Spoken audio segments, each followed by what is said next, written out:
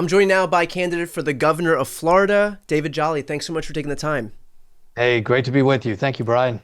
So, assuage my concerns here because I have been a Democrat for a long time, and Florida is the one state that I have learned not to Sure. pin my hopes on. And I know I'm not I the know. only one here. So, what do you say to folks who see the prospect of your gubernatorial run here, and obviously, dating back to 2000, recognize what the environment's been like in Florida, see the direction that it's trending? How do Right. you get them to not feel completely hopeless as it relates to that state? Yeah, Brian, let me start with something I know. A Democrat can win the governorship in Florida in 2026. And if we do that, we will have changed national politics and frankly made Florida competitive for the White House for Democrats in 28. But look, that can be a declaration, right? A lot of candidates would say that. Let me give you a little bit of my background. I have been a consultant on maybe 20, 30 races. I've been an analyst for many years. I'm also a lifelong Floridian who served in Congress as a Republican 10 years ago. This cycle, this race is winnable for Democrats. I would not say that in every cycle. I'm not sure you would have found me saying that in past cycles, even when other Democrats were believing. Here's why. We are in the midst of a national change election environment, right? We're seeing it. We've seen it in the Wisconsin Supreme Court races. We're seeing it in congressional special elections in Florida where Democrats are outperforming by 15, 16 points.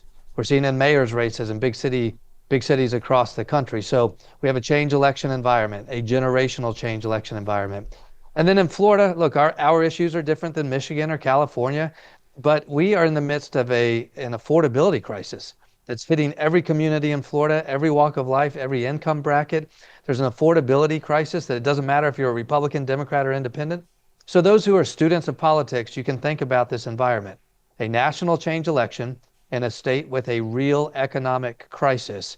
And it's an open seat governorship, right? It's not a Senate race. There's not an incumbent. This is actually about being able to talk to voters about the affordability crisis.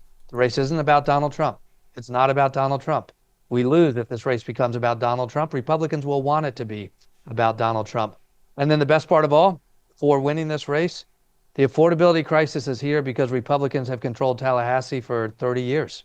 And so the Republican nominee might be a Byron Donalds, who is Donald Trump's person, or a Casey DeSantis. In that environment, in a change election cycle nationally with a crisis in Florida, if voters are looking for change, we're building that coalition. And if you look at Byron Donalds or Casey DeSantis, it's more of the same. Look, this becomes a winnable race in Florida in 26. The difficult part to reconcile in a state like Florida is, and in any state, frankly, is for a lot of people, their political affiliation has become pretty much intertwined with their identity. And so Yeah, for a lot of people who have voted Republican in the past, you yourself were a Republican yeah, congressman that's in the right. past. And so how do you pull people off of that? Because it's not as simple as saying, what's your position on this policy? That's right. What's your position on this political agenda, whatever it may be. For a lot of people, this is who they are, as they have voted for Republican, Yeah, that's right. for Republican their entire lives. And so how do you persuade people to do what you've been able to do personally? Yeah, look, it used to be our culture informed our politics. Now our politics inform our culture. We're very reflexive with our partisan behavior. But I would also say there's a bit of a nuance between Senate races and presidential races compared to governor races. That's how we end up with Andy Beshear, a Democrat in deep red Kentucky. Right. We got Steve Bullock, a Democrat in deep red Montana. This has to be that type of race in Florida. It simply has to be. But we also have to do our part to create those conditions. So sure, a change environment matters, but only if we meet that moment. What do I mean by that? Look, I was a Republican. I was an independent for 6 years. I considered myself part of the Democratic coalition. I am now a Democrat. My values have largely been consistent, right? Even as a Republican in Congress, I supported marriage equality, climate science, gun control, campaign finance reform, because it reflected my values. My basic values in public service are the economy should work for everybody. The government should serve its seniors, its vets, those in need, invest in public education. And government fundamentally has to protect people's rights and their dignity and show respect for everybody, regardless of who you love, the color of your skin, where you were born, who you worship. Those are values that haven't changed, but those are the values of today's Democratic Party. So when other Democratic leaders say, oh, we need an autopsy, we need to change. No, we don't. We don't need to change. We're exactly right. That's why I'm a proud Democrat today. But how do we apply those values and where do we apply those values? This is very important. very important. We have to be unafraid as Democrats to go into faith communities and discuss why we believe democratic values, all right, what I mentioned, an economy for all people, a government that works, dignity for everybody, why those values align with faith communities. Whatever the faith is, the basics are pretty much the same. Love, joy, kindness, respect, dignity. We have to go into gun owner communities, and this is hard to say sometimes. Gun owners are not the problem. Our gun laws are. And if we increase gun violence legislation in the state of Florida, we'll protect the gun owners' kids just like we'll protect ours. We have to go into ag communities and say the tight labor markets are a result of Governor DeSantis or Donald Trump's attack on immigration and those who just want to contribute to our economy. I think Democrats maybe have failed to go in those communities successfully. That's hard work, but we can do it. We've been doing it across the state of Florida. We're seeing the Republican response. I also think we have to be careful that 26, in the midst of a change election, a great opportunity nationally to take back the House, to win Florida, to win the Michigan governorship, we have to make sure we're unified around our values. A circular firing squad, like we saw, say, in the 18 cycle, with really good candidates in the state of Florida, we can't win if we spend 12 months beating ourselves up within our own family and then ask people to look for us for change and to believe in us. We've got to unify now. Well, you rightfully diagnosed that this is going to be a change election. You also mentioned the fact that Ron DeSantis is term limited out. We may see Byron Donalds. We may see Casey DeSantis. And so in the same way that you will be able to run on a change platform, is there any concern that so will they? Because these people, the Byron Donalds of the world, the potential Matt Gaetz, Casey DeSantis, whoever it may be, may also be able to say, look, I'm not Ron DeSantis, and so I'm able to come in with a clean slate as well. Yeah, well, no, we're not going to let him get away with that. I mean, Donald Trump and Ron DeSantis are the scene setters for the crisis and the chaos. But guess what? Byron Donalds has defended Donald Trump and Ron DeSantis every step of the way. Byron Donalds is asking to be Donald Trump's guy in the state of Florida when arguably it's MAGA policies that have created this crisis. Casey DeSantis, I'm sure she's her own person in her own right. I realize that. But she is on the record, vociferously defending her husband for the last 6 years. So that's more of the same as well. I don't think a MAGA Republican, can extract their loyalty in a change election to suggest somehow they'll do something differently. But here's the other problem. They're anchored around their own ideology. And this is really true. Look, this is a Florida issue. We have a property insurance crisis. We need a catastrophic fund. Republicans like to call that socialism. They won't fix it.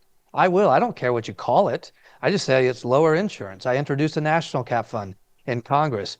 On schools, we need to reinvest and celebrate public education. Public education. In Florida, I want public education to be the best system in the world.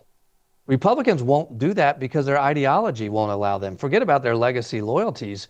They just simply don't believe in public education. They're trying to defund public education and move voucher money into private schools. So the crisis in Florida cannot and will not be addressed by Republicans. And I love that conversation and that contrast next November.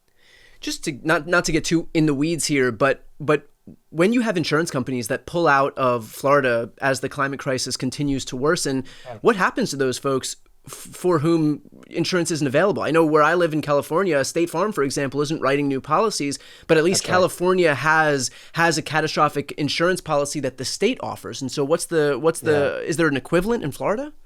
So Florida has an insurer of last resorts, kind of like California, but even that is just putting people in a different expensive program. Right. And the real scandal here is, at least in Florida, our Republicans in Tallahassee let insurance companies and other corporations ship their profits to other states and keep their losses here. And what you see is there are no big carriers here in the state of Florida. We have undercapitalized carriers. Frankly, if we just taxed insurance companies fairly, we'd raise almost $3 billion in the state of Florida. Republicans won't do that. But look, I think we have failed to invest in climate resiliency. In Florida, it's been illegal to say climate change as part of our state laws. We've created this problem. It's okay to recognize that the private market can no longer cover natural disasters. The private market's failed, and the government has to step in. That happens in health insurance too. The health insurance market has failed largely because we've created a system that's failed. So we have to step in with the government to provide Medicaid, Medicare, maybe Medicare for all who want it, but we have to provide health care. Right. It's more resources have been expended policing language than predatory policies of the very insurance companies that are no longer offering services to Floridians. What have you seen in terms of recent special elections in the state that might bode well for 2026 gubernatorial race? Yeah, so look, congressional elections, special elections aren't the same as general elections, so it's not apples to apples. But Donald Trump won by 14 points. Rick Scott was reelected by 14 points, I think, in November. But we've had two congressional special elections since then, and Democrats have outperformed by 15 points and 16 points. So I like the math. I like the trend. I mean, that's like roughly a 30-point friend. swing to the left from the enormous. 14-point advantage that Republicans had in this past election cycle. Yeah, and a couple things are happening. Look, there are a lot of reasons. You well know, why did Vice President Harris lose? One of the many is that too many Democrats stayed home. Democrats aren't staying home right now. They're coming out. And then the independent voters and the first-time voters performed with a higher propensity for Donald Trump and Republicans. That's not happening. Our town halls are getting Republicans and independents. And I ask a question. Who in the room, is this your first time to come out? And a third of the room, this is their first time. And it's a lot of independents and Republicans begging for change. And that's exactly the topic that I wanted to dig in on, because I'm especially interested in what conversations you've had with specific people, what the town halls have uncovered. And I'm not talking about, when you go into these true blue bastions of liberal voters. I'm thinking what happens when you talk to folks who are independents, folks who are Republicans, folks who are coming into your town halls with MAGA hats, for example. What have some of the conversations been like with those people in terms of your candidacy and in terms of the national environment, how they feel, whether there's some sense of regret for who they cast their vote for previously? Like what kind of information you're getting from these people? Yeah. So there's an affordability crisis. That's number one, regardless of who you voted for in November. I think people's personal economies feel really insecure right now as a result of Donald Trump's whiplash decisions on tariffs. People are concerned. It's not just that. It's also that he was elected. His election was predicated on this idea that he would actually bring prices down. And so he correctly identified the problem and tapped into what these people were feeling. But it's almost worse because he knew what the problem was and yet voluntarily made the conscious decision here to exacerbate the problems that caused these prices to rise in the first place. Look, Republicans that I served with in Congress, and it's true in Tallahassee today, Republicans know how to break things, but they don't know how to fix it. And they often break things, and then Democrats have to come behind them and fix it. Here's the other thing we know. Republicans are really bad at math. Elected Republicans, the math never works out. We're seeing that with the big bill in D.C. We're seeing that with Republicans in Tallahassee trying to nibble around the edges at our affordability crisis with reforms that don't really add up because they don't recognize they still have to provide for safe communities and good schools and roads. And so I think what you're seeing from a lot of voters is a recognition that in the midst of chaos, they're just looking for stability. Right? When Joe Biden was running on Build Back Better, I used to say, bring back boring. Like there are actually voters who just want stability. They want a government that actually just responsibly administers the tools of government. But then I think also how governments spend money is a reflection of not just the government values, but our values. Are we spending money on public education? Are we spending money on healthcare? Are we actually creating roads that are available to everybody or just tolling those roads so wealthier people can get to work more quickly? That is a felt need on the ground in Florida. My wife and I have two young kids, 6 and 4. We wrestle with whether Florida is affordable to raise our family. A retiree's asking, can I afford to stay in Florida? But I think what is refreshing to see, and this isn't every voter, I know that, people are tired of the culture wars. They're tired of the culture wars. Even Republicans, Brian, understand we need to respect people. We need to recognize that it doesn't matter who you love, who you worship, the color of your skin, where you were born. There are enough voters, including Republican voters, that understand basic dignity is due to everybody. Now, I think we have to come at that a little differently than maybe Democrats have in the past, right? I do think there are some dark threads of xenophobia in the Republican immigration policy. I know that to be true, something I believe. But I don't think it's as simple as just making that allegation. And so one thing you're going to see us try to do in this race, I hope we can do it nationally, because if so, we will have accomplished something for the Democratic Party and Democratic coalition in a special way. Republicans for too long have gotten away with conflating immigration and crime, right? In the voters' minds, Republicans have succeeded in making immigration a crime issue. Right. I want to be a Democrat that decouples that. Democrat that says we can be tough on crime, but instead of fighting communities, we're going to fight crime. Republicans start by fighting communities, and then they go into those communities, they look for crime. We know the statistics say that violent crimes in native-born communities are greater than violent crimes in immigrant communities. Property crimes by a notion of 3-to-1 in some communities, native-born higher propensity than immigrant communities. So are Republicans really concerned about fighting crime, or are they fighting communities? But we can be a Democratic Party that's unafraid to say, we recognize racial and immigrant disparities in criminal justice, but that doesn't mean we're not going to be tough on crime. If you were born here, if you moved here, immigrated here, if you're a politician who steals money from the Medicaid program, like maybe happened in Tallahassee, if you're a white-collar criminal, we're coming for you. We will investigate you and hold you accountable, but we can be tough on crime while actually embracing community. Republicans can't do both, or at least they've shown they won't. Right. Well said. Finally, I should ask, I've heard that boat parade constituencies are a very important constituency in Florida. So do you have your boat parade constituency all prepped and ready to go? Is that a core tenet of the campaign down in Florida? Mine's a little different. Look, MAGA, this is the home of MAGA, right? If we win in Florida, we will have stopped MAGA in our state, but arguably nationally. It is an earthquake election. MAGA voters are going to have their MAGA voters. I'll tell you what I'm doing differently.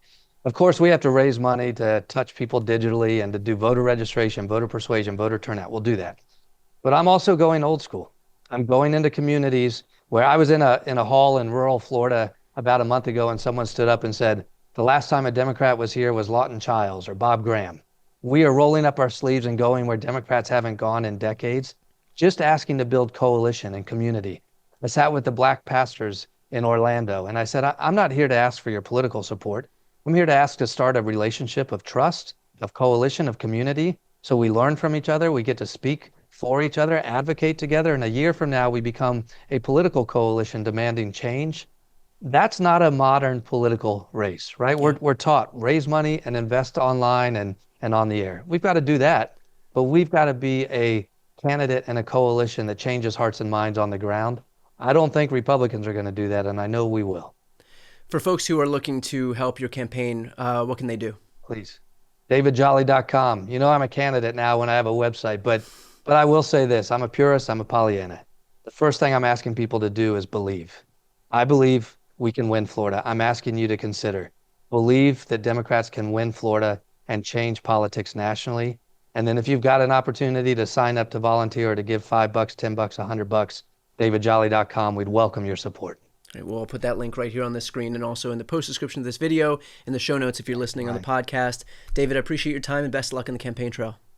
Great to be with you. Thank you, Brian.